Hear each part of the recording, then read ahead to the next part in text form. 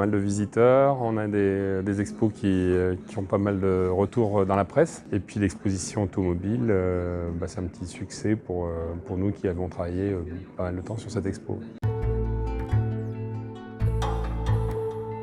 Dans la biennale, ce qui est marquant, c'est quand on rencontre d'autres pays. Donc là, on a pu voir des designers qui venaient d'Afrique, qui ont été invités par le commissaire Franco Ndegla. Et on a vu des pratiques, on a vu des façons de réfléchir. Dans mon expo, il y a également un designer africain qui est présent avec son approche très critique de la ressource. La biennale, pour moi, c'est vraiment le volet international qui est le plus spectaculaire, le plus surprenant. C'est là qu'on va rencontrer des personnalités qui ont des approches véritablement différentes.